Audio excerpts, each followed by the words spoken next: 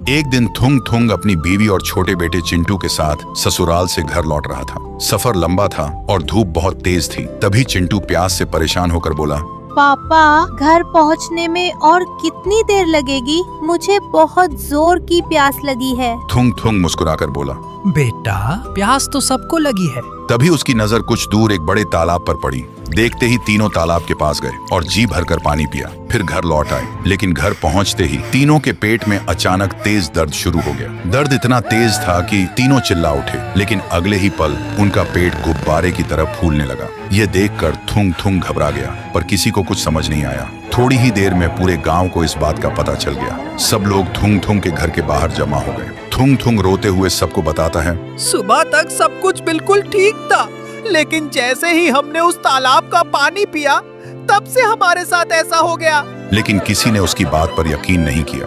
उल्टा गांव वाले उसका मजाक उड़ाने लगे। कोई हंस रहा था, कोई उंगली दिखा रहा था, और कुछ ही देर बाद सब वहां से चले गए।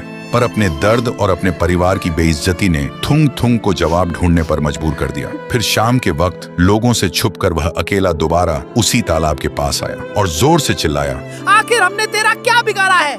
आज तेरी वजह से पूरा गांव हम पर हंस रहा है। जैसे ही उसने यह कहा, अचानक पानी का रंग खून जैसा लाल हो गया और तालाब के बीच से एक डरावनी रूह बाहर निकल आई और गुस्से में बोली, ये सब मैंने किया है। थुंग थुंग डर गया, लेकिन फिर भी हिम्मत करके बोला, कौन हो तुम और हमारे साथ ऐसा क्यों किया? इतना सुनते ही रूह रोते हुए बोली, बहुत साल पहले स्कूल से लौटते वक्त मुझे बहुत प्यास लगी थी। फिर मैं इसी तालाब से पानी पीने लगी थी। तब तुम्हारे पापा अचानक कहीं से आए और मजाक में मुझे पानी में धक्का दे दिया। उन्हें लगा मुझे तैरना आता होगा, लेकिन मुझे तैरना नहीं आता था। मैं मदद के लिए चिल्लाती रही, लेकिन तुम्हारे पापा डर कर वहां से भाग गए और मेरी जान पानी में डूबकर चली गई। और उस दिन से मेरी रूह इसी तालाब में कैद है, सिर्फ इसलिए कि कब तुम्हारे खानदान का कोई इस तालाब का पानी पिए और मैं उसे उस गुनाह की सजा दे सकूं। ये सुनकर थुंग थुंग की आंखों से आंसू बहने लगे। वह हाथ जोड़कर बोला, मेरे पापा से बहुत बड़ी गलती हुई थी, लेकिन वो अब इस दुनिया में नहीं है।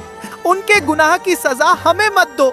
मेरा बच्चा तो उस वक्त पैदा भी नहीं हुआ था और आज वो दर्द के मारे तड़प रहा है। यह सुनकर रूह का गुस्सा एक पल में शांत हो गया। फिर वह हवा में हाथ घुमाकर बोली, मासूम बच्चों को कभी किसी और के गुनाह की सजा नहीं मिलनी चाहिए। और अपनी शक्ति से थुंग थुंग को उसके घर वापस पहुंचा दिया। घर पहुंचते ही उसने देखा कि उसकी बीवी और बेटा बिल्कुल ठीक हो चुके थे। ये देखते ही तीनों रोते हुए गले लग गए और थुंग थुंग ने कसम खाई कि वह कभी किसी के साथ ऐसा मजाक नहीं करेगा जिससे किसी की जान खतरे में पड़ जाए। भाई लोग